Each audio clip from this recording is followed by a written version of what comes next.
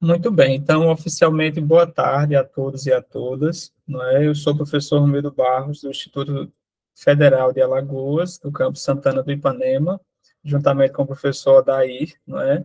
É um prazer realmente estarmos aqui nesse momento, né, de encerramento dessa jornada que foi tão rica em saberes e aprendizagens múltiplas.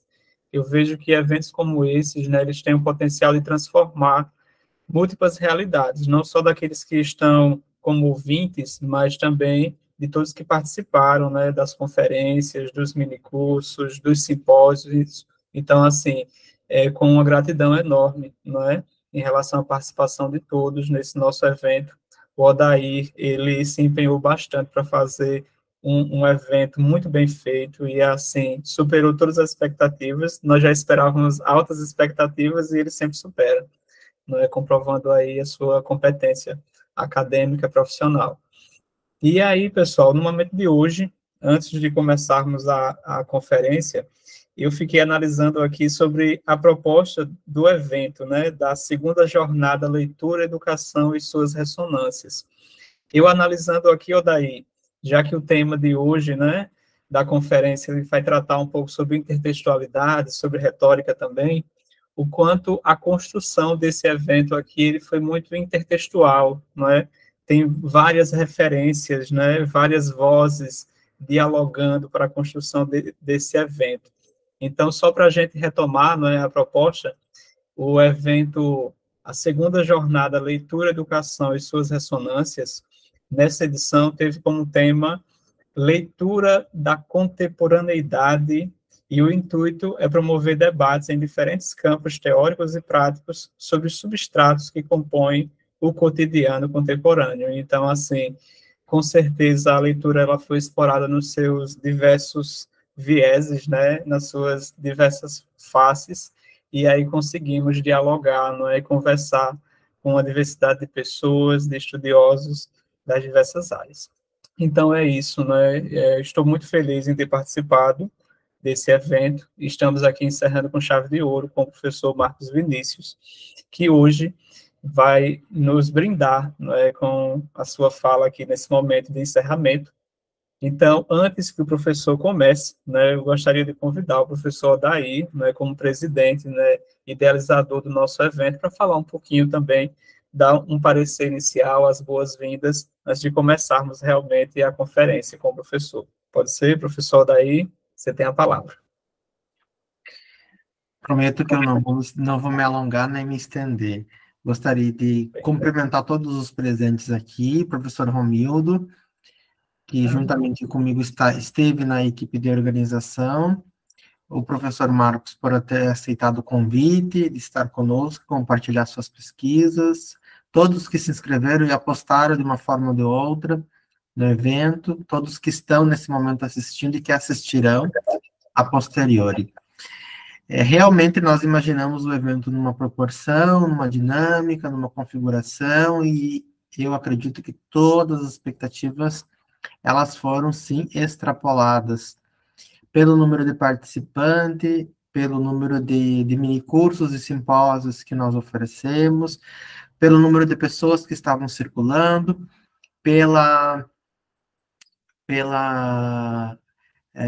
lugares, né, que as pessoas estão e nos acompanharam, de diferentes locais, e isso só demonstra o alcance de pessoas interessadas em debater ciência, e é uma tecla que eu venho batendo em todas as salas que eu entrei, que eu consegui entrar, eu não consegui entrar em todas as salas, e já peço desculpas aqui de antemão, porque não dei conta, mas em todas que eu entrei, eu bati na tecla de que nós estamos fazendo ciência, e se faz ciência não realizando uma pesquisa e olhando para uma unidade de análise a partir da sua perspectiva teórica. Você faz pesquisa olhando, sim, para a sua unidade de análise dentro do seu escopo teórico, mas, sobretudo, dialogando com diferentes pesquisadores de diferentes áreas do conhecimento. É assim que você faz ciência. Não se faz ciência olhando para o próprio umbigo. E eu acredito que a gente cumpriu de uma forma majestosa essa tarefa de construir uma ciência com base no diálogo, principalmente a partir dos últimos anos que a gente viveu, que foram anos sombrios. Estou transbordando de felicidade. Muitas pessoas vieram até mim que fizeram contatos aqui, tem ideias de novos grupos de pesquisa que estão para surgir aí, e que o evento foi o pivô desses encontros, de pessoas que se encontraram, que se conheceram, que perceberam a semelhança em pesquisas, ou em ideias, ou vontades, desejos, pessoas que estavam há muito tempo longe da academia, só em sala de aula, e que, a partir do evento, também redespertaram o interesse para seguir uma trajetória acadêmica, para voltar a estudar. Então, a gente conseguiu alcançar uma infinidade de sonhos, digamos assim, conquistados aqui e agora. Estamos felizes por isso, cumprimos o nosso papel enquanto instituição pública, gratuita, de qualidade e acessível a todos. Obrigado mais uma vez por todos que toparam e estiveram conosco nesses dias. E, para finalizar o evento, o Marcos vai brilhar, como eu já vi ele brilhando em outros eventos. Maravilha, professor Daí, muito obrigado por suas palavras, né, que realmente reforça tudo o que foi feito, né, durante o nosso evento. Então, antes de começarmos, eu vou apresentar aqui o professor Marcos Vinícius. É um prazer conhecê-lo agora, assim, nesse momento interativo. O Marcos Vinícius, ele faz parte do mesmo grupo de pesquisa que eu, que é o GETEL, né, de lá do PPGLL da UFAL, e aí hoje vamos conhecer, né, compartilhar um pouco mais do trabalho do Marcos Vinícius. Mas antes disso, deixa eu só ler aqui o currículo do professor Marcos Vinícius. Só um minutinho. O currículo dele é grande. Muito bem. Vamos lá. O professor Marcos Vinícius, ele é graduado em Letras e Língua Portuguesa pela Universidade Federal de Alagoas, UFAL. Possui pós-graduação e especialização em produção textual pela Faculdade Venda Nova do Imigrante, FAVEME, mestrado em Linguística pelo Programa de Pós-Graduação em Linguística e Literatura, PPGLL, da Universidade Federal de Alagoas. Atuou como bolsista CNPq no projeto intitulado Letramentos e os Gêneros Textuais no Ensino de Língua Portuguesa, do Programa Institucional de Iniciação à Docência, PIBID, e como residente do Programa de Residência Pedagógica, RP-UFAL. Atualmente é professor de Língua Portuguesa da Escola de Educação Básica Santa Catarina, na Educação Básica. Esse é o professor Marcos Vinícius. Vocês podem interagir aqui no chat, fazendo as perguntas também, e no final da fala do Marcos Vinícius, a gente vai socializar e promover uma belíssima discussão. Muito bem-vindo, professor. O senhor está com a palavra. Uma boa tarde. Muitíssimo obrigado, professor Romildo, Odaí. Só vou compartilhar aqui primeiro para a gente prosseguir. Se vocês puderem me falar, se compartilhou. Acho que está iniciando. Sim, apareceu. Pronto, perfeito. Muito obrigado.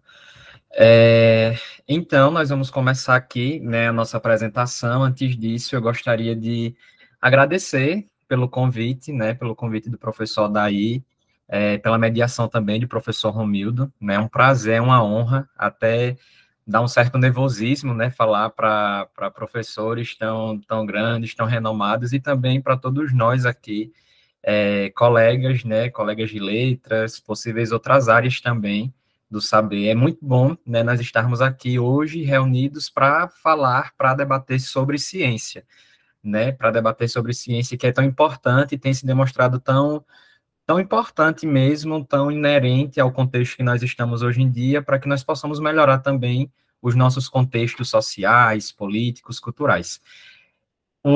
Como já foi apresentado, né, eu me chamo Marcos Vinícius, tenho graduação em Letras, Língua Portuguesa, pela Universidade Federal de Alagoas, especialização em produção de texto pela FAVENE, sou mestrando em Linguística, do PPGLL, pela Universidade Federal de Alagoas. Como o professor Romildo bem disse, né, nós fazemos parte do grupo GETEL, que é o Grupo de Estudos do Texto e da Leitura.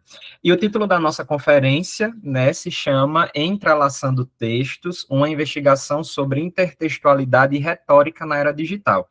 Então, nós vamos começar, primeiramente, justificando este título, né? Porque este título, ele conversa muito com as minhas pesquisas científicas, né? Quando nós fomos debater sobre intertextualidade, eu vou apresentar para vocês um pouco do meu fazer ciência dentro do trabalho de conclusão de curso, dentro do meu TCC, e quando a gente for falar um pouco sobre retórica, né, a gente vai conversar um pouco com o meu projeto de mestrado, que vai beber um pouco na análise crítica do discurso e também na retórica. Mas desde já eu quero informar a vocês que o nosso projeto de mestrado, ele ainda está na sua fase prematura. Nós estamos naquele momento de iniciar a leitura, reunir as primeiras, os primeiros materiais, né, para montar o corpus, os primeiros fichamentos, então ainda está nesse processo realmente de maturação. Então, a discussão sobre retórica que nós vamos ter aqui hoje ainda é numa fase muito inicial. E por que eu trouxe, mesmo estando nessa fase inicial? Para que nós possamos perceber que é muito possível nós fazermos análise, nós fazermos ciências dentro da era digital, que todos nós estamos inseridos. Claro, todos nós que temos o acesso devido para este contexto virtual. Então, é muito importante a gente olhar para um meio, para um complexo que todos nós fazemos parte e ver nele que é possível fazer ciência. No nosso caso, é possível fazer ciência, é possível fazer análise linguística dentro desse contexto digital e virtual que hoje toma conta, né, das nossas vidas, né, até porque nós estamos aqui hoje reunidos por um meio virtual. Por isso que nós vamos começar aqui falando por que pesquisar textos ou discursos na era digital. Ou seja, é sabido que todos nós, na atualidade, estamos imersos em uma grande aldeia global. Isso se dá por conta da ascensão tecnológica e a proliferação dos meios digitais na sociedade. Dessa forma, surgem inúmeras práticas comunicativas. Elas surgem e se firmam nos seus variados contextos. À medida que novas práticas comunicativas, elas surgem e se firmam, há uma implicação de também, simultaneamente, surgir novos gêneros do texto e do discurso. Só que, na nossa conversa, nativos do meio digital. Estes dois trabalhos, né, que nós vamos falar como um só nessa conferência, eles estão localizados no campo da linguística, né? Eles estão localizados nessa grande área científica que é a linguística, e tem alguns objetivos definidos. O primeiro objetivo, quando a gente for falar da intertextualidade como critério da textualidade, nós vamos falar na tentativa de relacionar um gênero textual, que eu já adianto a vocês, que é o meme da internet, com as relações intertextuais. Como se dá essa relação do meme com outras produções através da intertextualidade.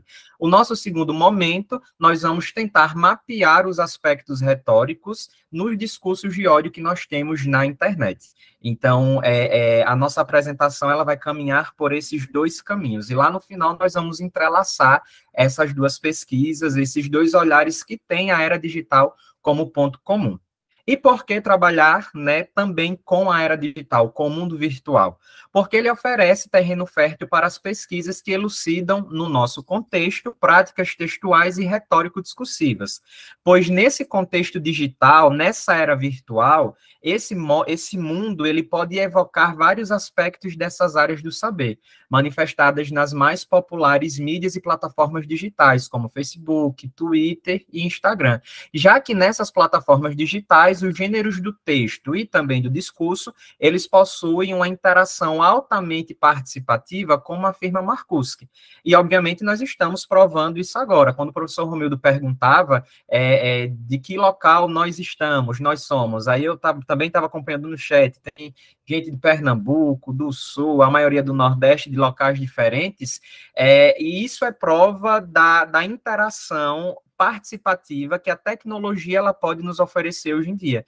Nós podemos hoje conversar com pessoas de culturas diferentes, línguas diferentes, locais diferentes, como nós estamos aqui nesse contexto, e nesse momento que nós vamos nos comunicando com pessoas de diferentes lugares, culturas, línguas, nós comprovamos, como Marcuski afirmou, que a interação nessas plataformas, ela de fato é altamente participativa. Então, se nós nos comunicamos, nós temos, então, querelas para serem investigadas nesse meio digital. E aí, nós vamos começar falando primeiro sobre meme e intertextualidade e um diálogo possível. O título do meu trabalho de conclusão de curso, que foi orientado pelo professor Dr. David Wagner de Mello também, né, ele tinha como título a constituição da intertextualidade no gênero meme da internet. E aí nós tínhamos alguns objetivos que nós vamos conversar um pouco agora. Como objetivo geral, nós queríamos, naquele momento, compreender a difusão dos memes como gênero textual da internet, bem como situar as manifestações e as relações estabelecidas com outras produções. Então, nós queríamos entender se o meme da internet, ele de fato se enquadrava como gênero do texto, como gênero textual, e como se dava a relação de um meme com outras produções, como ele conversava com outras produções. Com isso, nós trouxemos para a nossa pesquisa os saberes sobre a intertextualidade. Como os nossos objetivos específicos, nós tivemos elencar as características que formam os memes da internet, descrever o que faz um meme ser considerado um gênero textual e analisar as relações intertextuais presentes nessas produções e a quais textos elas fazem menção. Partindo desses objetivos, nós traçamos as nossas perguntas norteadoras para a gente chegar nas conclusões e nos resultados. Mas antes disso, nós trouxemos para a nossa pesquisa todo um arsenal bibliográfico. O nosso arsenal bibliográfico, ele bebia em 3 grandes conceitos que são muito caros para esse trabalho, para esse trabalho de conclusão de curso, que foi o conceito de gênero textual, o conceito de meme e o conceito, obviamente, de intertextualidade.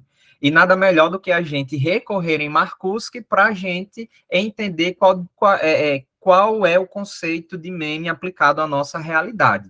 Por isso, Marcuski, ele vai nos dizer que os gêneros do texto são os textos que nós encontramos em nossa vida diária e que apresentam padrões sociocomunicativos característicos, definidos por composições funcionais, objetivos enunciativos e estilos. A composição funcional, ela diz respeito à estrutura que o texto tem, à organização estrutural, se eu usei alguma tabela, se eu usei alguma imagem, como eu estruturei de fato aquele texto. Os objetivos enunciativos, eles estão ligados aos conteúdos que são trabalhados naquele texto, quais são as finalidades, quais são os fins que eu quero alcançar dentro daquele texto, dentro daquele suporte, e o estilo diz respeito à forma como o texto ele se relaciona com o interactante, com o interlocutor, se é de um modo mais formal, se é de um modo menos formal. Tudo isso nós sabemos que dão base para que a gente possa, então, reconhecer um texto como gênero textual. Desde a educação básica, né, nós sabemos que gênero do texto é diferente de tipo, né? Os gêneros textuais, eles são diferentes dos tipos textuais, porque enquanto os tipos textuais, eles são mais limitados, mais endurecidos, os gêneros, como afirma também Marcuski, eles são mais plásticos, eles são mais dinâmicos, eles vão variando quanto à composição funcional, ou seja, a estrutura, os objetivos enunciativos, ou seja, os conteúdos e o estilo, alguns mais formais, alguns menos formais. Por isso que Marcuski vai aqui exemplificar em listagens abertas alguns exemplos mesmo de gêneros que nós encontramos na nossa vida ordinária, como, por exemplo, a carta pessoal, a reportagem, a aula expositiva, a reunião de condômino, notícia jornalística, a conferência que nós estamos nesse momento aqui também é considerado um gênero do texto, a carta eletrônica, a carta mais tradicional, bate-papo.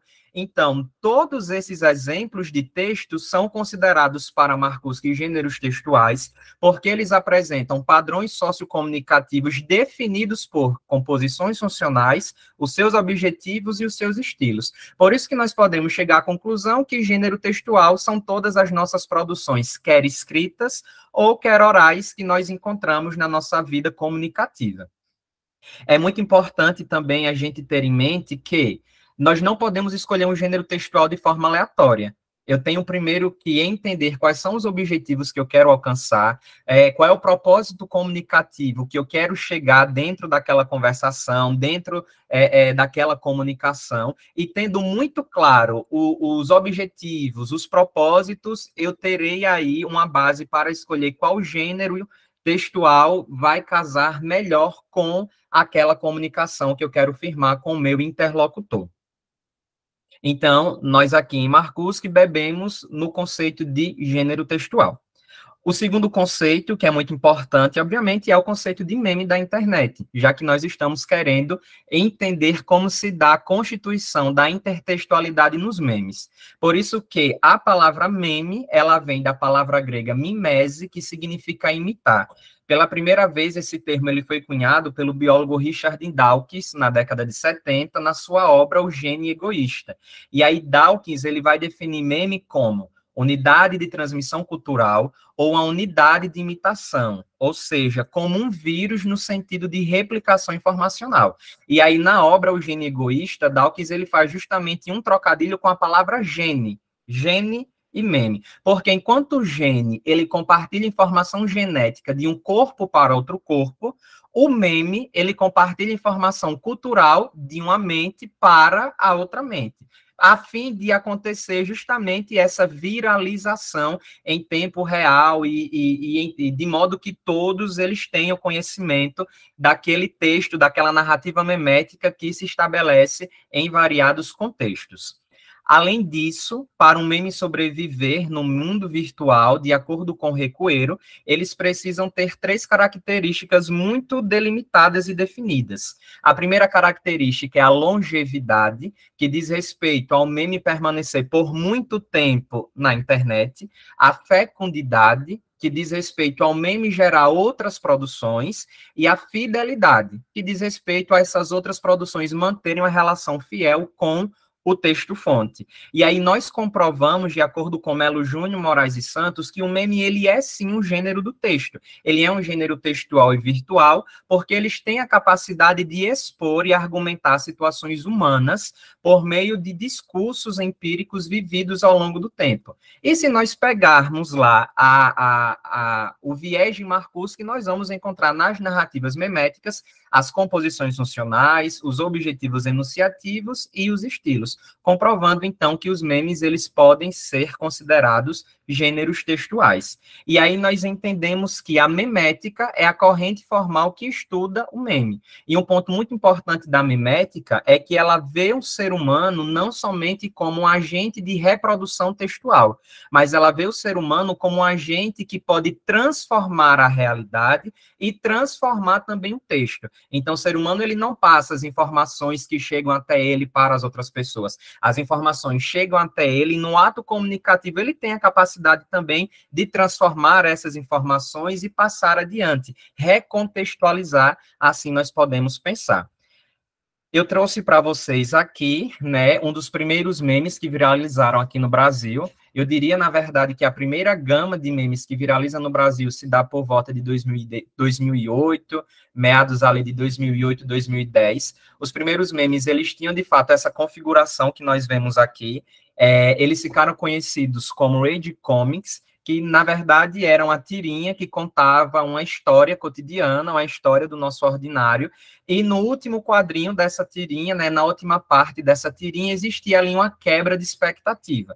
Isso daqui seria o nosso, o que a gente lembra como um dos primeiros memes que viralizaram aqui no Brasil.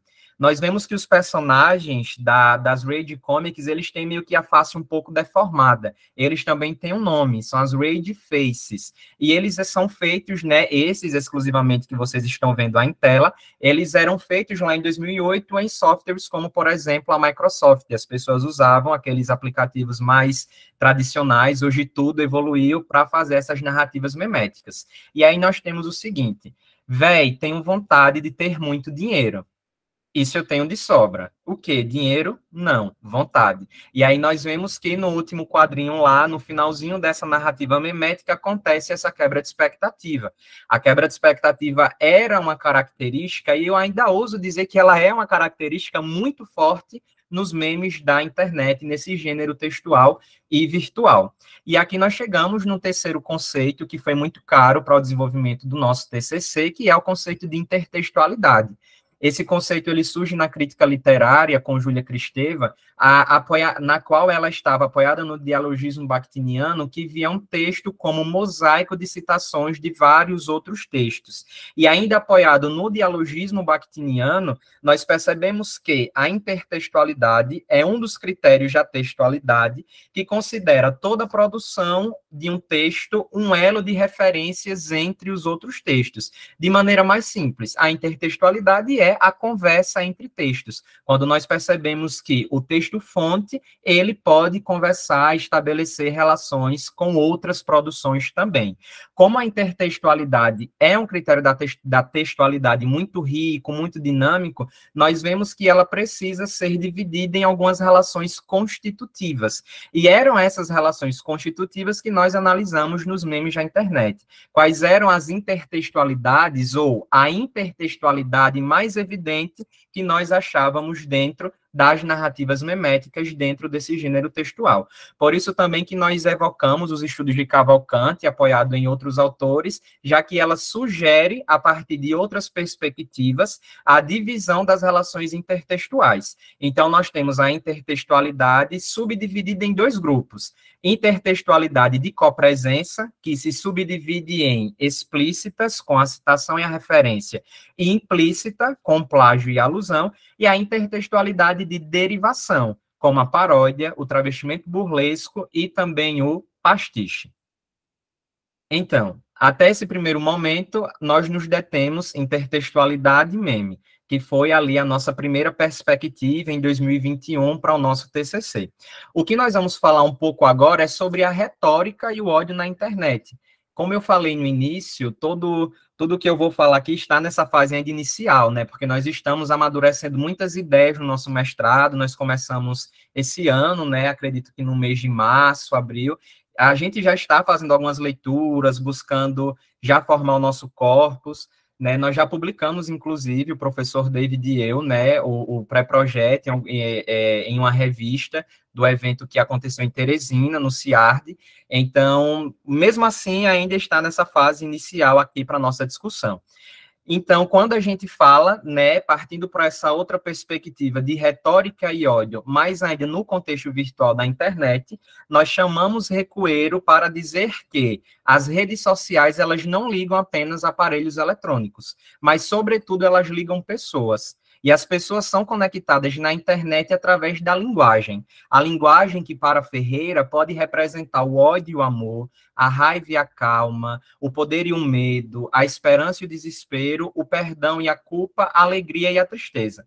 E não sei se é coincidentemente, mas o primeiro sentimento que Ferreira diz que a linguagem pode expressar quando ela conecta seres humanos é o ódio. E aqui a gente vê o ódio e o amor como sentimentos maximizados, porque ou é um sentimento positivo demais, como o amor, ou é um sentimento negativo demais, como o ódio. E a gente sabe que nós encontramos esses discursos, esses textos na internet muito embasados nesses dois grandes sentimentos.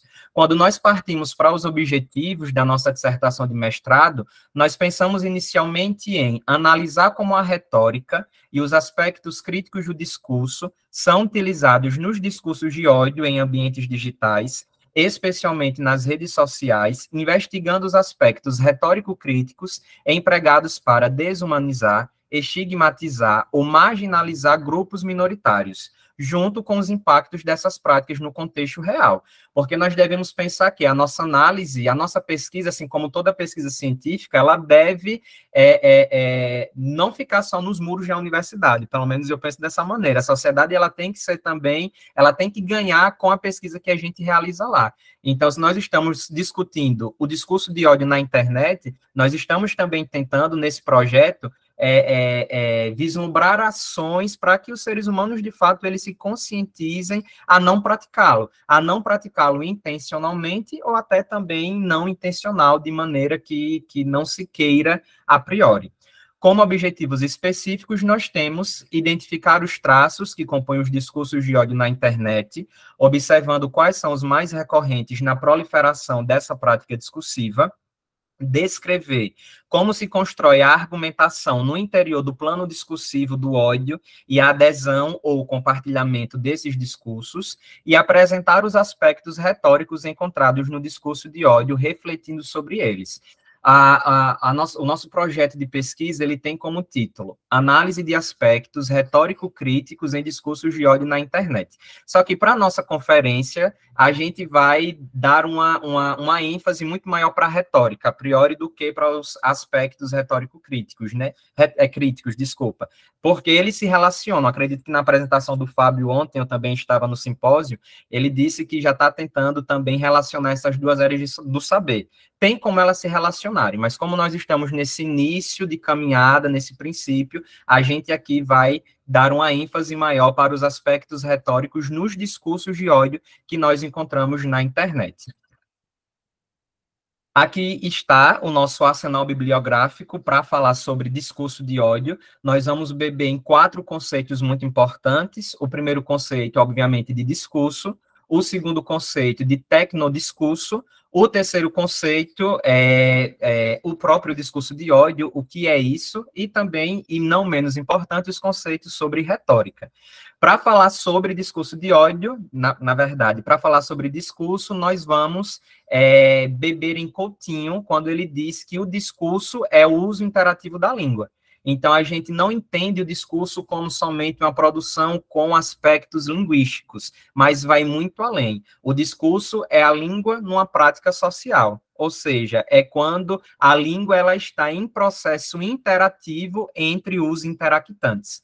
Por isso que também nós tomamos por base os estudos de Fairclough, ele que é um dos grandes nomes da análise crítica do discurso. Ele também não vê o discurso como a linguagem pela linguagem, mas o discurso ele é formado a partir de aspectos sociais, políticos e culturais, relacionados à sua produção, circulação e interpretação dessas produções. Por isso que Fairclough, ele aborda o discurso como uma prática social que reflete e reproduz relações de poder, ideologias e estruturas sociais. Como nós vamos estar analisando o discurso dentro do mundo virtual, nós chamamos aqui os contributos de Pavot. Ela que cunha o termo tecnodiscurso, ou então discurso nativo do meio digital, que na verdade seria um conjunto de produções verbais elaboradas nas mais variadas mídias digitais, com as mais variadas ferramentas de escrita. Então, se nós vamos estar analisando o discurso dentro do contexto da internet, nós temos que entender e saber como o discurso ele se constrói nesse plano virtual. E nesse contexto, os contributos de Pavot, eles são muito importantes, porque ela vai traçando também algumas características dos tecnodiscursos. Heidegger, ele vem nos dizer que a questão do ódio, ela é muito anterior à internet, né, desde que a humanidade, ela se entende por humanidade. Nós já vimos com Ferreira, né, a linguagem, ela pode transparecer vários sentimentos, né, a mesma questão, o ódio, apesar de nós termos visto, né, especialmente nos últimos contextos sociais políticos também, essa questão muito mais latente dentro do contexto virtual. A questão do ódio, o fenômeno do ódio, não é algo que aconteceu de 4, 8, 10 anos para cá. Sempre esteve presente na sociedade. Agora, claro, quando ele está num mundo virtual em que tudo viraliza, a gente vê com muito mais força, com muito mais frequência. E por que na internet o ódio ele viraliza mais rápido? Porque Brown vai tecer algumas características que permitem a viralização do ódio. Como, por exemplo, ele diz que os tecnodiscursos, eles são muito mais difundidos no fenômeno do ódio por apresentarem anonimidade, a invisibilidade, a criação de comunidades por afinidades, a pseudo-liberdade de expressão, a instantaneidade e o baixo custo de tempo e recurso para a manifestação desses discursos. Então, nós não sabemos, às vezes, quem está do outro lado da tela, nós não sabemos quais são os sentimentos que essa pessoa tem para as questões sociais. Hoje, a internet, ela propicia muito a criação de comunidades por afinidades. É muito fácil encontrar dentro da internet alguém que tem certos sentimentos de repúdio, de distanciamento por alguma coisa, os mesmos que eu tenho. É muito barato e quase de graça espalhar certas coisas pela internet, quando a gente entra e a gente comenta alguma coisa dentro do Instagram, dentro do Twitter, dentro do Facebook, aquilo está para literalmente todo mundo ter acesso. Então, por essas características, é que o ódio na internet ele é muito mais difundido, mas não quer dizer que ele é uma questão nova, já que ele acompanha aí a sociedade por muito tempo. E aí, o nosso quarto conceito que nós trazemos nesse projeto de pesquisa seria o conceito de retórica. E para elucidar esses conceitos, nós evocamos aqui Roubaud, que concebe a retórica como a arte de persuadir pelo discurso. E também nós evocamos os contributos de Meyer, que vai apresentar a retórica a partir de 3 concepções filosóficas. A de Platão, na qual a retórica é a manipulação do auditório. A de Aristóteles, a retórica seria a exposição de argumentos que devem ou pretendem persuadir, ou então a de Quintiliano, retórica seria a arte do bem-falar. E essas concepções de Meyer, elas estão intrinsecamente ligadas com a tríade aristotélica, ethos, pathos e logos. O ethos, que está subordinado às virtudes do retor, o pathos, a mobilização das paixões do auditório, e o logos, o bom e racional uso da linguagem para persuadir. Para Perelman e Taiteca, a argumentar objetiva conduzir o outro a ideias e discursos proferidos, ou seja, para os autores, argumentar seria levar o outro a ter adesão àquilo que eu penso, como eles muito bem colocam, a adesão dos espíritos. E nessa perspectiva, Abreu vai defender que argumentar é motivar o outro a fazer coisas que eu quero que ele faça, mas permitindo que ele faça isso com autonomia, pensando ele que ele está fazendo isso de livre e espontânea vontade, sempre ele sabendo que as suas ações são frutos da sua escolha. Tudo dentro dessa prática de persuasão, usar tudo para persuadir o outro por meio do discurso. Aqui nós temos a metodologia e o corpus desses trabalhos, tanto para o trabalho do meme e as relações intertextuais, quanto o trabalho da retórica com os discursos de ódio na internet. O nosso trabalho vai apresentar uma abordagem metodológica qualitativa, pois ele se detém na qualidade de interpretação e descrição do objeto de estudo da pesquisa em questão, não elegendo a quantificação como instrumento relevante para análise dos dados. Ainda vale ressaltar que este estudo apresenta procedimentos qualitativos com ênfase na pesquisa bibliográfica, já que nós fazemos aí uma revisão de literatura a partir de conceitos muito caros para a nossa pesquisa. Desse modo, Paiva afirma que as formas de análise de uma pesquisa qualitativa incluem análises de experiências individuais ou coletivas, de interação, de documentos como textos, imagens, filmes ou música. E todos esses procedimentos nós achamos aqui dentro da metodologia do nosso trabalho. A montagem do corpus, já que nós estamos no contexto virtual, vão ser as postagens que nós encontramos na internet. Mas aí vocês podem me perguntar, Marcos, postagens aleatórias? Não. Nós temos aqui uma justificativa para escolher quais postagens vão formar o corpus do nosso trabalho. Em 2021, eu e o professor David, nós buscamos por memes que conversavam um pouco com o contexto político daquela época, né? Então, os memes que nós vamos ver a partir de agora são memes políticos, dentro de um contexto político específico. E as postagens sobre discurso de ódio na internet, como falado, né, a nossa pesquisa está no início, então a gente está pegando tudo por hora para fazer ainda um filtro para saber o que vai entrar na nossa dissertação de mestrado. Mas, a priori, né, o professor David e eu, nós vislumbramos muito intolerância racial na internet, intolerância religiosa, intolerância de gênero, nesses 3 pilares. Mas aí, no exemplo, nós vamos ver com mais força, né, o que a gente pretende fazer. Aqui está, nós vamos partir para as análises, e aqui está o primeiro meme, né, que nós achamos na internet. Esse meme ele foi retirado da plataforma GitHub, inclusive Marcus, que ele falava, apesar dele não ter citado o nome, a gente pressupõe que as plataformas digitais que permitem essa capacidade de interação seriam essas 3 que todos nós conhecemos, Instagram, Facebook e Twitter. Mas, obviamente, nós temos outras plataformas digitais com compartilhamento e que geram conversas, comunicações, como, por exemplo, a plataforma GitHub. Esse meme em tela, ele é formado a partir da linguagem verbal e da linguagem não verbal. do verbal e do não verbal, e, obviamente, nós precisamos casar essas duas linguagens para que nós possamos entender a produção de significância, a produção de sentido que essa narrativa memética ela quer causar. Nós percebemos que esse meme tem duas figuras políticas, que acredito que todos nós sabemos quais são, e a parte da linguagem verbal aí do lado.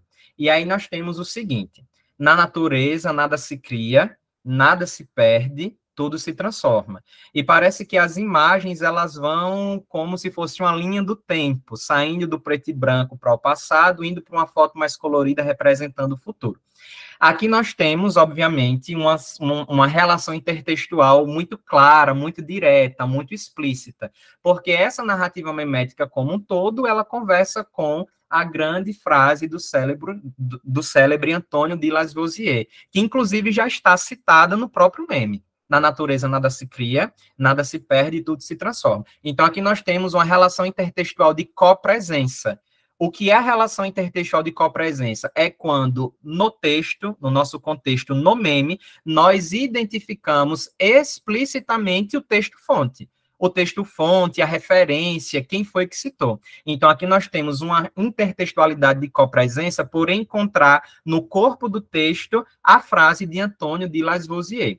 Nós sabemos que a relação de copresença ela se subdivide em explícitas, com a citação e a referência, e implícita, com plágio e alusão. Os nomes, eles são muito bem sugestivos. Quando nós encontramos dentro do texto a fonte, é porque ela é explícita. Agora, quando nós não encontramos dentro do corpo do texto a fonte, é porque ela é implícita, como plágio e alusão, por exemplo. O texto-fonte ele está lá, mas a fonte não está. Por isso que torna-se implícita. Aqui nós temos de forma muito explícita, já que lá no finalzinho do meme está, né, o autor da frase, Antônio de Lavoisier. Uma das formas da gente identificar a intertextualidade do tipo citação são através dos recursos linguísticos, né, como, por exemplo, as aspas, elas estão aí também dizendo que a citação não é do autor do meme, mas ele traz um texto-fonte de fora para manter a relação de sentido dentro dessa produção. Então, aqui nós temos relação de intertextualidade de copresença do tipo citação, porque o texto-fonte aqui está citado da forma que foi por Lavoisier, assim como nós temos a referenciazinha do nome dele aí. E eu acredito que eu não preciso explicar qual é o efeito de sentido que a frase de Lavoisier tem com a música. Eu lembro que no meu TCC, a banca, ela pediu para eu criar um parágrafo ou outro para dizer qual era o efeito de significância. No momento, naquele tempo, nós não criamos porque não estavam dentro dos nossos objetivos. O nosso objetivo era somente encontrar como os memes eram constituídos intertextualmente. Mas, obviamente, nós temos aí um significado muito forte por trás. Inclusive, muitas pessoas acham que o meme da internet ele está ali por entretenimento, por diversão. Mas, minha gente, é um texto tão pequeno, tão simples de ser entendido, mas que causa uma crítica social, uma sátira social muito grande dentro do contexto que nós podemos estar inseridos. O segundo meme é esse que vocês estão vendo em tela, né? Também junto com a linguagem verbal e a linguagem não verbal, as duas linguagens juntas produzindo efeito de significância. Quando nós temos mente vazia, é a oficina do Bolsonaro. Então, esse meme, ele foi encontrado na plataforma Twitter, certo? No perfil Biel Goulart P, e, obviamente, aqui a gente logo é reportado para uma frase muito conhecida de todos nós, para um provérbio popular muito conhecido. Mente vazia é a oficina do diabo. Então, veja, eu tenho o texto-fonte, mente vazia, a oficina do diabo, e tenho o texto que foi formado a partir dessa fonte. Mente vazia é a oficina do Bolsonaro. Então, nós percebemos que o texto-fonte ele sofreu uma deformação. Ou seja, quando o texto-fonte ele sofre uma transformação, ele sofre uma mudança, ele sofre uma deformação, quer dizer que a relação intertextual que nós encontramos é de derivação. O nome ele é muito sugestivo. Ou seja, o texto-fonte ele deriva outros textos. Claro, eles conversam entre si, mas a partir de outras perspectivas. A relação intertextual de derivação que nós encontramos aqui é o détournement, que é um tipo específico de paródia. O détournement seria uma relação intertextual que visa fazer pequenas mudanças, pequenas deformações em pequenos textos. Então, nós temos os provérbios populares, que são textos pequenos, e nós fazemos uma mudança significativa, porque nós só trocamos o substantivo diabo pelo substantivo Bolsonaro. Então, quando eu pego um texto pequeno e faço uma pequena deformação, gerando um novo texto, derivando um novo texto, nós estamos dentro da relação intertextual do tipo derivação com a paródia, porque o détournement é um tipo específico de paródia, certo? E, obviamente, aqui nós temos mais uma crítica social. A crítica social de que pessoas de mentes vazias, elas são facilmente influenciadas por figuras sociais pejorativas ou socialmente avaliadas como negativas. Diabo e Bolsonaro, por exemplo. E aqui nós chegamos na nossa última análise, né? Essa análise a gente vai analisar sob o viés da retórica, por exemplo. Então, essas duas primeiras análises, elas conversam muito com a pesquisa do trabalho de conclusão de curso, quando a gente investigava ali quais tipos de intertextualidade nós podíamos encontrar no gênero textual e virtual meme da internet, e aqui, nessa análise, vai reverberar um pouco do nosso projeto de mestrado, né? Os aspectos retóricos que nós encontramos nos discursos de ódio na internet. Vou dar uma contextualizada para vocês, né? Esse rapaz em tela, ele se chama Josefano Sabá, ele não é brasileiro, ele é de um país da África, agora me perdoem, eu não lembro do país, mas ele é africano, e aí hoje ele reside no Brasil, o perfil do Instagram dele é aberto, inclusive uma ressalva para vocês, todas as postagens sempre são de perfis abertos, e aí o perfil dele é aberto, ele se denomina um evangelista, um profeta, e ele sempre interage com seus seguidores a partir de instrumentos que o Instagram ele propicia, como, por exemplo, as caixinhas de perguntas que vocês estão vendo aí nesse print. A caixinha de pergunta é um instrumento, é uma ferramenta do Instagram que nós abrimos e as pessoas elas podem perguntar ou podem expor qualquer coisa que elas queiram ali. E nesse determinado dia, o Sabá ele recebe na caixinha de pergunta dele esse comentário. Eu sei que a qualidade não está muito legal por conta do print, na hora de transformar para PDF perde um pouquinho, mas eu vou ler aqui para vocês. Nós temos o seguinte: sua pele me irrita, alguns emojis. Vá embora do nosso país, tu e seu Deus. Então, aqui nós vemos que é um texto extremamente pequeno, mas tem muita coisa para ser analisada dentro desse pequeno comentário, dentro desse pequeno discurso. A primeira coisa que nós percebemos para encontrar os aspectos retóricos é que essa caixinha de pergunta, ela mobiliza certos sentimentos nas pessoas. Se ela mobiliza certos sentimentos, nós estamos no viés do patos, que é a mobilização das paixões do auditório. Porque os sentimentos aqui que são mobilizados são sentimentos de repulsa, são sentimentos de distanciamento, sentimentos de raiva, sentimentos de ódio, com pessoas de cores diferentes, localidades diferentes e crenças diferentes. E também mobiliza sentimentos de repúdio nós que não cometemos esses tipos de discurso para tentar combater. Então, aqui nós temos a mobilização das paixões desse auditório virtual que somos todos nós. Há sentimentos que vão ser mobilizados, infelizmente, a favor, porque aqui a gente não pode romantizar, mas há sentimentos e paixões que vão ser mobilizados contra esse tipo de discurso. Então, aqui, as paixões, o patos, ele é mobilizado. Nós vemos que a linguagem, ela também corrobora muito para nós identificarmos os sentidos desse discurso de ódio. A linguagem, ou seja, o logos, ela é constituída para desumanizar, estigmatizar e excluir pessoas negras, pessoas com prováveis crenças não tão comuns e pessoas de localidades diferentes. Além disso, dentro do logos, dentro dessa linguagem que quer estigmatizar e excluir certos grupos sociais por suas características, nós temos aí também os emojis, e tem um trabalho fantástico de uma orientanda, da professora Maria Francisca, que ela trabalha a retórica com os emojis também, é um trabalho muito bom, porque nós não podemos perceber que os emojis, eles só são carinhas que a gente coloca lá no WhatsApp, lá no Instagram, e não tem nada naquelas carinhas. Aquelas carinhas, elas dizem muita coisa. Na verdade, os não verbais, eles dizem muita coisa. Então, nesse contexto, essas carinhas, eu sei que não está tão visível, uma qualidade tão boa, mas são carinhas de nojo. né? É como se a pessoa, através da linguagem, ela demonstrasse ter nojo de, nesse contexto, uma pessoa negra, uma pessoa que não é brasileira e uma pessoa que talvez não tenha a mesma crença que ela. Então, o logos, junto com os emojis aqui, eles realmente querem estigmatizar e excluir certos grupos sociais.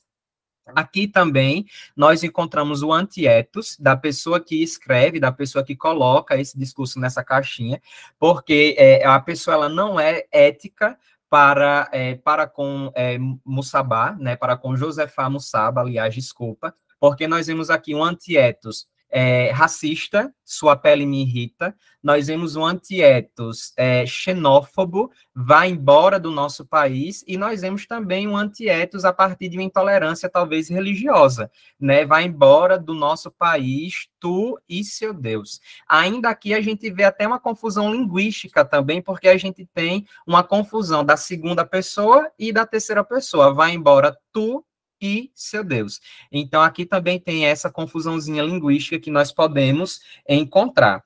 E partindo desse anti-ethos, da pessoa que coloca, né, esse discurso dentro da caixinha de pergunta, como eu falei no início, nós que não concordamos com esse tipo de discurso, nós temos que mobilizar sentimentos de repulsa por esses discursos, né? O nosso trabalho, ele quer dar essa resposta para a sociedade também, dizer que isso é crime. Infelizmente, nós temos aquela ideologia de que a internet é a terra sem dono, mas enquanto a gente não, através dos aspectos linguísticos que nós podemos encontrar, enquanto a gente não levar isso a sério para combater, infelizmente, agressões como essa que Mussaba recebeu, muitas outras pessoas continuam recebendo. Então, aqui nós encontramos, né, a tríade aristotélica muito latente, o ethos, nesse caso, né, esse anti-ethos da parte da pessoa que coloca esse discurso na caixinha de pergunta, o logos, a linguagem, que junto com os emojis querem estigmatizar, problematizar, excluir, e o pathos, que é essa mobilização de sentimentos, que podem ser a favor, infelizmente,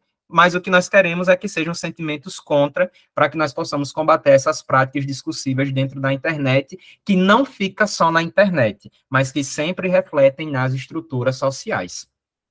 E aí, nós aqui vamos entrelaçar as pesquisas, porque nós começamos falando sobre meme intertextualidade e nós finalizamos falando sobre retórica e ódio. E uma coisa muito importante que eu já falei no início, o que é que essas duas pesquisas elas têm em comum? Elas têm um mundo digital, o mundo virtual em comum. Já que, como Markowski já afirmava, nessas plataformas existe uma capacidade de interação muito alta. Por isso que é muito importante nós voltarmos o nosso olhar para tecnodiscursos, para a linguagem dentro do meio digital, para que nós possamos vislumbrar essas querelas, essas questões epistemológicas também dentro das nossas pesquisas. Em conclusão, a análise dos aspectos da intertextualidade e da retórica em textos da era digital revela um campo dinâmico e complexo, onde as práticas comunicativas são continuamente reinventadas. A intertextualidade, amplificada pelas possibilidades de hiperlinkagem e a compartilhamento instantâneo, permite a criação de redes de significado que transcendem os limites dos textos individuais, facilitando uma comunicação mais rica e multifacetada. Simultaneamente, a retórica digital evolui para se adaptar às novas plataformas e aos públicos diversificados, empregando as estratégias persuasivas que exploram a multimodalidade e a interação imediata. Essas mudanças não apenas refletem a natureza fluida da linguagem na era digital, mas também destacam a importância de compreender as novas formas de construção de sentido e persuasão que emergem desse contexto. Assim, a intertextualidade e a retórica nos textos digitais não só renovam nosso entendimento das dinâmicas comunicativas, mas também desafiam as abordagens tradicionais de análise textual. Porque o nosso objetivo aqui não é esquecer, obviamente, a tradição da análise linguística, da análise textual, mas também olhar para essa perspectiva que hoje a ciência do século XXI, ela se encaminha, que é uma perspectiva muito mais tecnológica, muito mais digital e muito mais virtual também, exigindo uma reavaliação contínua dos métodos e teorias que aplicamos nos estudos e na comunicação também. Aqui estão as nossas referências que nós usamos para fazer este trabalho, e muito obrigado a todas e todos pelo tempo destinado aqui a esta fala. Muito bem, que maravilha, professor. Já temos pergunta aqui, a Dirlene acabou de levantar a mão. A Dirlene pode perguntar, pode ficar à vontade. Daniela, depois, na sequência, pode ficar à vontade. Parabéns, Não, professor. Romildo, foi sem querer. Tá certo. Então, Mas eu parabenizo a apresentação. Gostei. Muito obrigada, Dirlene. Nada.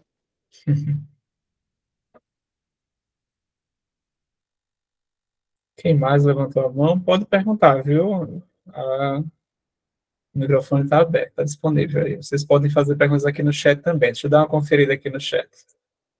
Certo, os parabéns, tal, muitíssimo obrigado, certo. Vamos lá. Pessoal, eu fiquei aqui pensando, professor Marcos Vinícius, né, muita coisa, né, trabalho muito bem feito, muito bem orientado também. O professor David já apresenta, um abraço para o professor David, né? Porque, assim, só pensamento mesmo para a gente conversar, né, e dialogar, e até abrir também a discussão para os demais, né?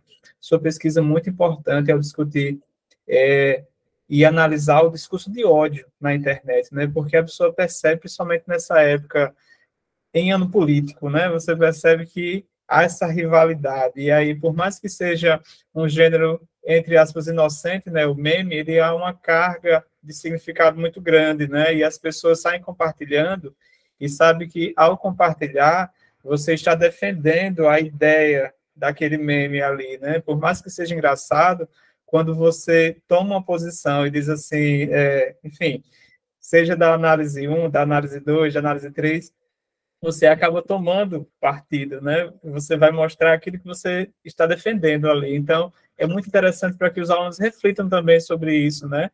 Ao compartilhar, né? Ao perceber esses gêneros aí na internet que não são tão inocentes, né? Você acaba achando que o viés é só entretenimento, mas aí não é entretenimento, né? E aí eu fiquei pensando, né? Assim, só para a gente conversando e tal, e até para conhecer mais, né? Assim, o trabalho.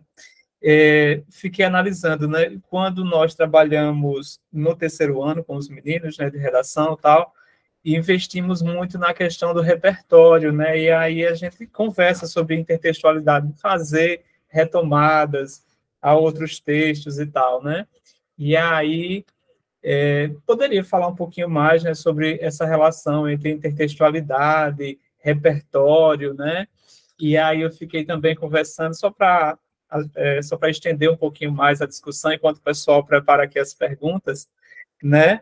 Falar também sobre a relação entre o meme, o gênero charge também, né? A diferença entre um e outro. Eu fiquei aqui analisando, eu vi, assim, alguns aspectos, né, que diferem bastante, mas pelo fato que tem imagem e que ambos acabam trazendo também essa crítica política, eu fiquei pensando, né, se há uma relação, se durante as análises, aí vai, de repente surge uma charge, aí você vai definir direitinho, dizer, não, isso aqui é uma charge, isso aqui é um meme, né? Quais são os limites entre esses gêneros aí? Só para a gente começar a discussão, né? Gostaria que você comentasse um pouquinho mais, né, da relação entre intertextualidade e repertório, né? Esse que a gente pede tanto que os alunos coloquem, né? Da relação entre esses dois conceitos, e também para falar sobre um pouquinho mais sobre o gênero meme e também sobre o gênero charge e tal, da forma que você achar melhor, viu? E parabéns desde já pelo trabalho. Tudo excelente, certo. aprendi muito. Muito obrigado, professor. Eu acredito, só antes de falar, eu acho que o professor David está aqui. Eu acredito que seja o professor David, meu orientador, né? Mas eu também queria agradecer, né? Já que ele está aqui, eu acabei esquecendo no início, mas agradecer muito ao professor David, sempre pela parceria, né? Sempre pelas ajudas também, né? Ele é uma pessoa muito cara para mim, então agradeço muito pela parceria na pesquisa e no trabalho, né? Professor David, ele me acompanha desde sempre, desde a UFAL, desde os primeiros períodos, né, e como eu já disse a ele, é um prazer, é um presente, na verdade, né, ter sido orientado por ele no PIBID, no TCC, agora no mestrado, é realmente um presente muito, muito, muito bom para mim, então eu fico muito feliz, professor, com a sua presença aqui e também, né, a parceria de sempre. Então, vamos lá, né, eu também sou professor da educação básica, né, inclusive ali no ensino médio, quando chega nessa parte de intertextualidade e repertório, é a parte que eu mais gosto também, né? Porque a gente aproveita para explanar também a nossa pesquisa científica para fora dos campos da universidade, né? Então, quando a gente vê os memes da internet, eu sempre digo para os meus alunos que é um poço muito rico e muito profundo de repertório, porque dentro desse meme a gente tem várias visões sobre outras produções que nós podemos encontrar dentro de um gênero aparentemente simples, linguagem verbal e linguagem não verbal. Dentro do nosso TCC, inclusive, os memes que nós colocamos lá, porque não dá para colocar todos aqui, eles vão, inclusive, evocando outras vozes, outros textos literários, outros textos também do nosso dia a dia, outros repertórios socioculturais que nós podemos encontrar ali dentro. Então, na verdade, eu vejo como um canal, como uma ponte que os memes eles podem propiciar aos alunos. Por quê? É um gênero nativo do meio digital e eles estão inseridos nesse contexto. Não é um gênero altamente difícil, é um texto curto, é um texto que a linguagem não verbal, ela também fala muito, às vezes fala mais que a própria linguagem verbal. E aí os meninos eles têm esse fácil entendimento. E a partir disso, as vozes que estão ali dentro são acionadas na sua mente, que a gente chama de conhecimento enciclopédico, e eles vão, né, recapitulando outras produções, e a partir dessas outras produções, eles podem ir se formando quanto cidadão, quanto pessoa, né? Eu costumo muito falar que eu vejo os memes como um degrau, né? É muito difícil, por exemplo, dentro da literatura, o nosso aluno chegar com Dom Casmurro da Vida, que eu amo de paixão essa obra, leia. A gente vai encontrar resistência a partir de alguns alunos. E eu me lembro que houve um ano, quando eu dava aula de literatura, quando a gente chegou lá em Realismo Dom Casmurro. E era uma turma muito difícil, muito complicada. Falar Dom Casmurro, Machado de Assis, vixe, odeio ler, detesto ler. E aí eu levei memes sobre Dom Casmurro para iniciar a aula, né? E ali a gente fez um debate muito bacana, muito massa. Existe um meme muito bom desse livro, que é Ela Traiu? Ela traiu sim ou não? Aí a pessoa responde o quê? Como assim? Não, você é brasileiro? Aí a pessoa diz sim. Ela traiu sim ou não? Aí a pessoa, como assim? E é brasileiro? Então, a partir desses memes, a gente vai justamente ampliando essas possibilidades de dentro deles encontrar outras produções, já que ele é riquíssimo em intertextualidade. Os nossos resultados, eles comprovam isso, que todo meme sempre é esse elo de citação com outras produções. E o bom é que é um degrau, porque a gente pega um texto aparentemente simples e a gente vai andando degrau por degrau, ouvindo as vozes, ouvindo as produções que estão lá dentro, para ir trabalhando, né, outros tipos de texto, outros textos que estão ali para ampliar esse repertório, né, falando do contexto da educação básica, né, dos meninos do ensino médio, por exemplo. Mas é uma linkagem sempre muito bacana. Eu diria, eu sou suspeito, né, mas eu diria que linkar o meme com muitas coisas de língua portuguesa, literatura, consciência, é muito bom, porque todo mundo gosta, todo mundo tem acesso, e não é humor pelo humor, mas vai muito além do humor, vai muito além do entretenimento. E a relação que a gente pode, eu lembro que nas nossas pesquisas a gente fez essa mesma pergunta, Romildo, quais são os limites entre o meme, entre a charge, porque realmente há momentos que eles podem se confundir um com o outro. Mas, como afirma Recoeiro, a gente tem que ter em mente as três características que todo meme ele tem, e que às vezes nós não encontramos essas características na charge: a longevidade, a fecundidade e a fidelidade. Porque a capacidade de viralização de um meme é muito maior do que de uma charge.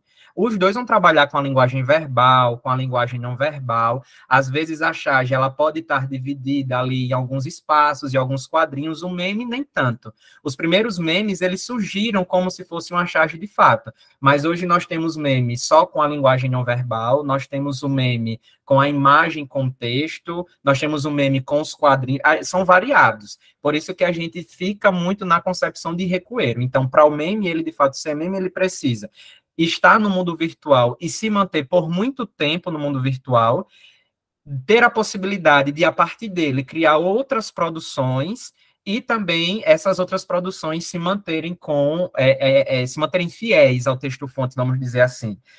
Nós, particularmente, nesse processo de pesquisa, nesse processo de TCC, pouquíssimas vezes. Eu vou dizer que não vi, mas tem um tempinho que eu apresentei o TCC, então eu não lembro.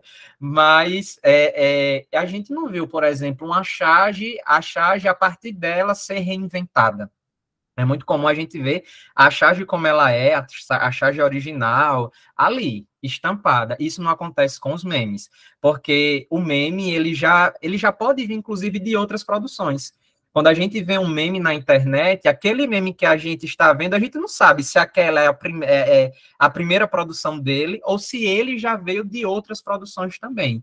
Então, os memes, eles têm essa capacidade de permanecer por muito tempo no mundo virtual, de ele gerar outras produções e essas outras produções se manterem fiéis à produção original.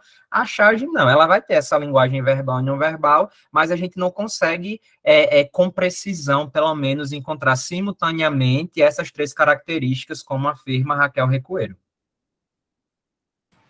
Perfeito. Isso mesmo, maravilha. Excelente explicação. Muito bem. Aqui no chat nós temos Edilene, né, dando aqui os parabéns. Belíssima discussão, professor, fechando o evento com chave de ouro. E aí, seguindo, deixa eu ver aqui mais.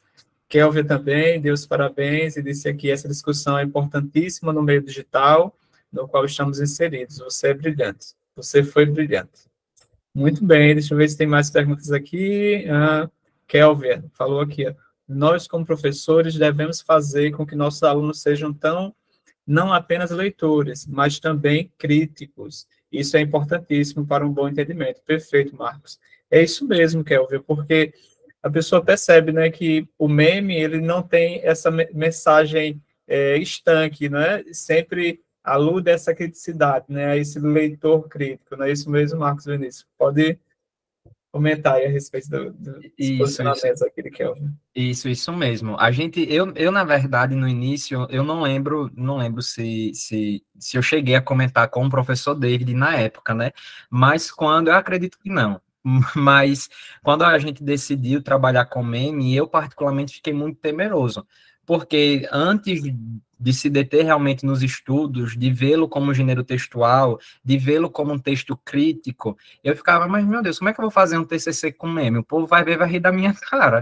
Deus, todo mundo faz um TCC na área política, discurso político, não sei o que, sintaxe, eu vou chegar lá com meme. Eu vou chamar preconceito, eu tinha um conceito formado comigo antes dos memes da internet, porque eu só analisava ali pela superficialidade mesmo das coisas, né? Mas a partir do momento que a gente vai se detendo nessas querelas epistemológicas do meme, vendo a grande capacidade discursiva que os memes eles têm por trás dele, aí a gente para e pensa, não, então não é só aquele texto cri-cri ali, pronto, estanque, não, tem muita coisa atrás disso. E é bom que ele nos ajuda justamente a formar o nosso ser crítico, porque, por exemplo, esse meme do texto 1, né, do nosso ex-presidente, infelizmente, quando a gente tem a imagem de Hitler, a imagem de Bolsonaro, e aquela frasezinha e aquela gradação do preto e branco por branco, acho que aquilo rendia umas 10 mil aulas, só para a gente falar sobre aquilo, né? Claro que aqui o tempo é muito pouco, mas só a forma como a intertextualidade se constrói ali, juntamente com os elementos semióticos, rende uma criticidade muito bacana. Mas quem foi Hitler? O que ele fez? Em que contexto ele estava inserido? Qual é a relação que ele tem, então, com esse presidente da República, já que nada se perde, mas tudo se transforma?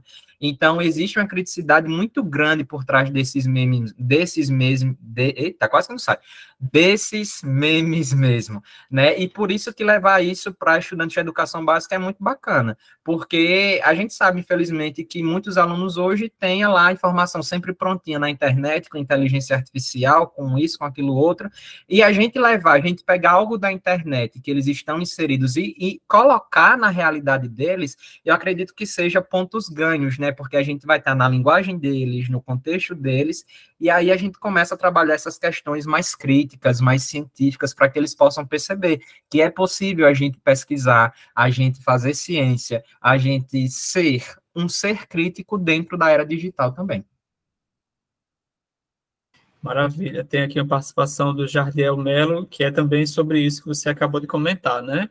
Estava pensando exatamente sobre essa não percepção da intertextualidade, sempre presente nos memes, principalmente quando se refere aos conhecimentos mais acadêmicos, por exemplo, né? Como trabalhar com isso numa sala de aula, né?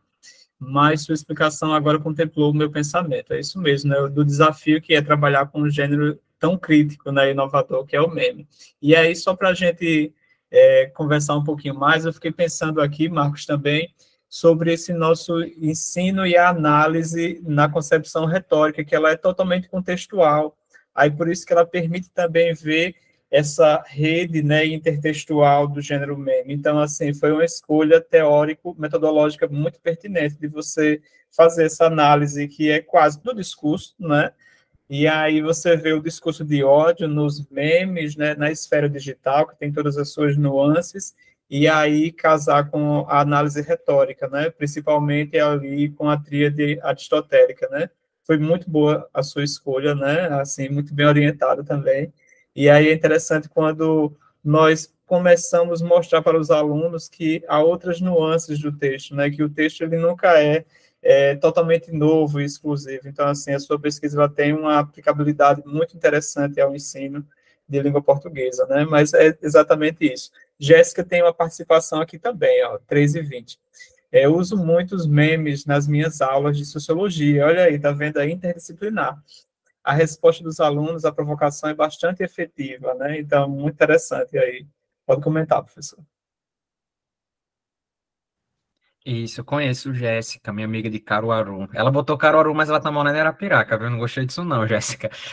Mas, mas é exatamente isso, né? Como eu acabei de falar, né? A criticidade por trás dos memes, ela é extremamente diversa, assim, né? E que bom que nós podemos encontrar essa criticidade através de um elemento da textualidade, né? Através de um elemento linguístico, que seria a intertextualidade.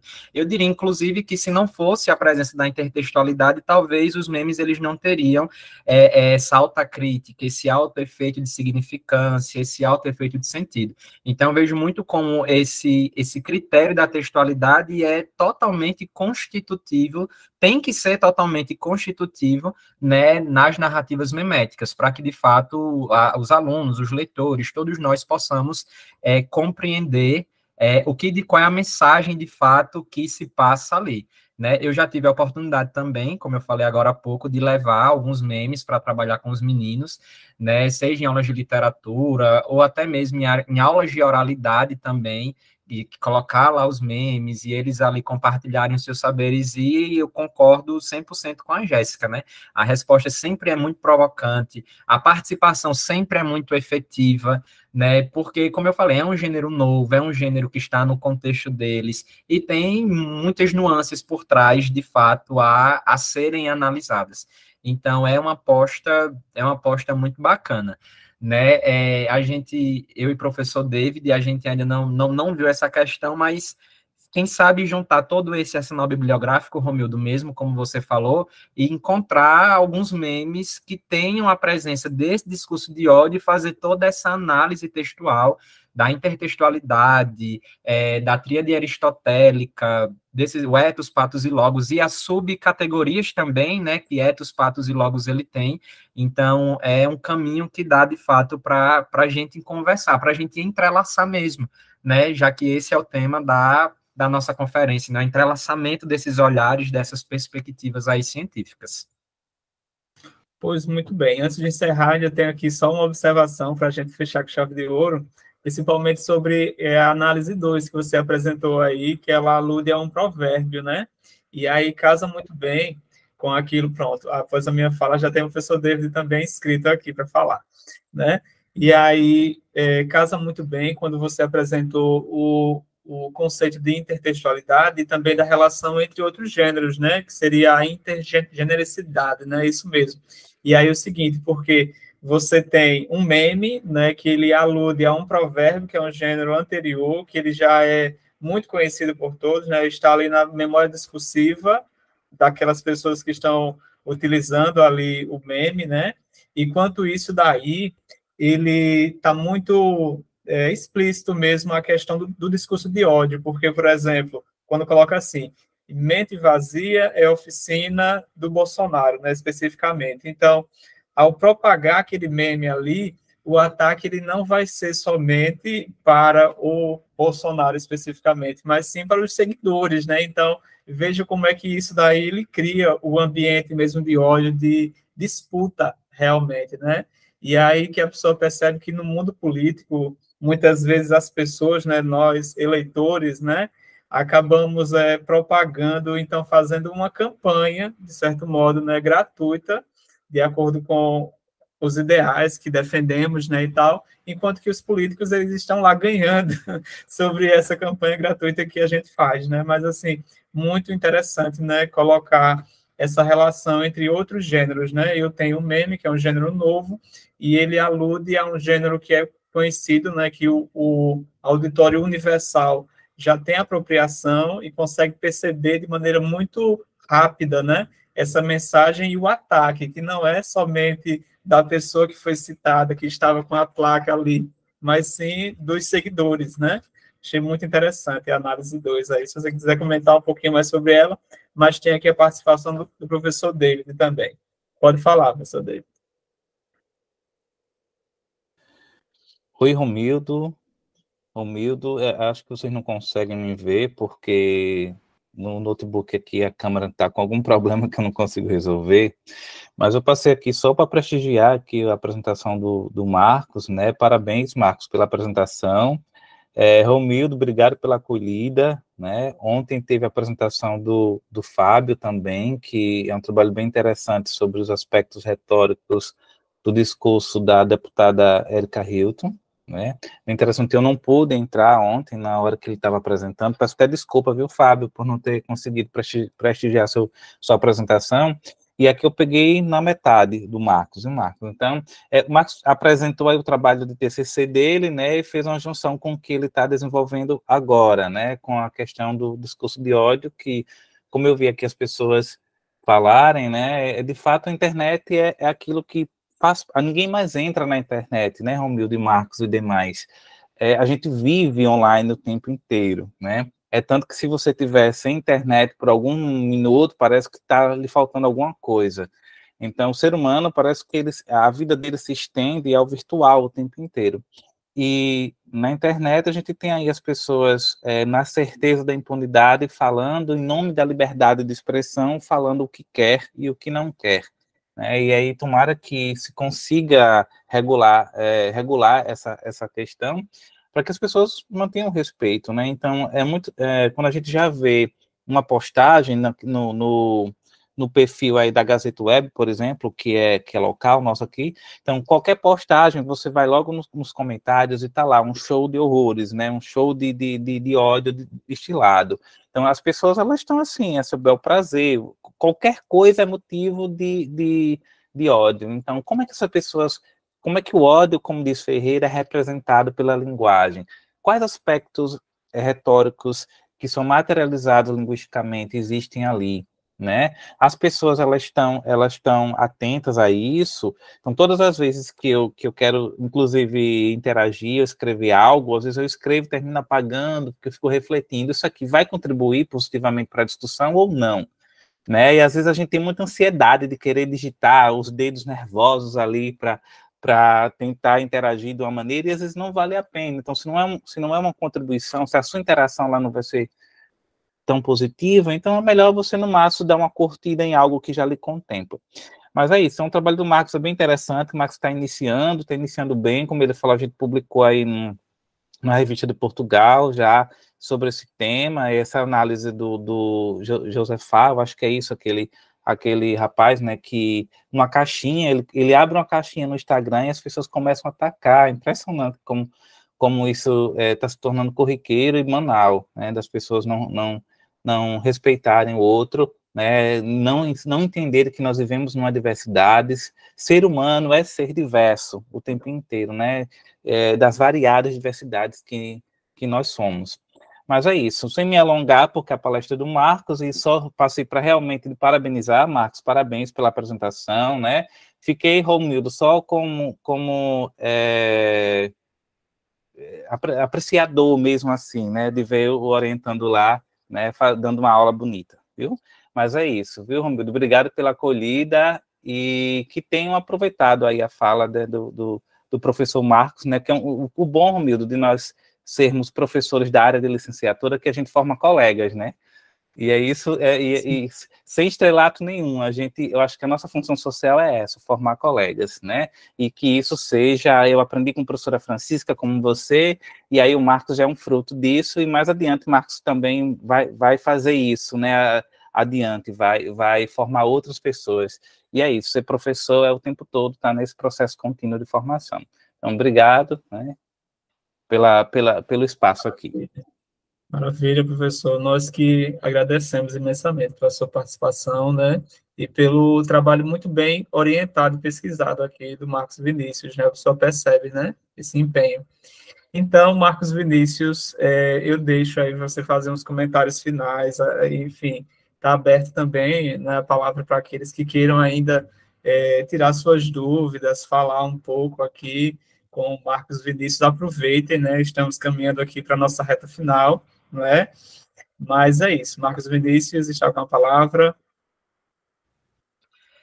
Então, né, primeiramente, agradecer a todos vocês, agradecer pelo convite do professor Daí, né, nós nos conhecemos, eu acho, de vista mesmo, lá em Palmeira, né, em algum evento, acredito que o Max estava à frente também organizando, e ali a gente pôde assistir, né, as apresentações dos colegas.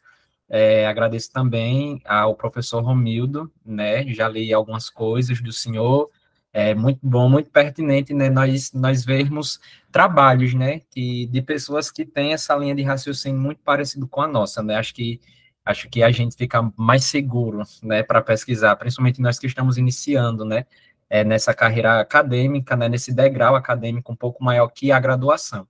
Né, professor David, como eu falei, por toda a parceria, né, durante todos esses anos, e a todos vocês que estiveram aqui, né, os meus colegas de mestrado, que eu estou vendo aqui, a Silene, o Fábio, acho que Bia está aqui também, não sei, Wanderson, enfim. E agradecer realmente a todos vocês o convite, a confiança, né, e toda a oportunidade que nós tivermos de tentar tornar a educação brasileira melhor, nós faremos isso, né, porque a educação, ela é esse caminho seguro de pessoas serem melhores, né, de pessoas terem uma condição de vida melhor, ter uma formação melhor. Né? Infelizmente, ultimamente, nós tivemos aí algumas pessoas na internet dizendo que, não mande o seu filho para a universidade, não faça isso, não faça aquilo, que tolos, né? Infelizmente, que tolos, porque a educação, ela salva vidas, literalmente, né? Ela muda vidas. Então, que nós, quando professores, nós possamos juntos, né, melhorar o contexto do nosso país, na medida que é possível, a todos nós também, claro, e, obviamente, tornar um mundo melhor, né, para os nossos alunos, para nós, né, como um todo.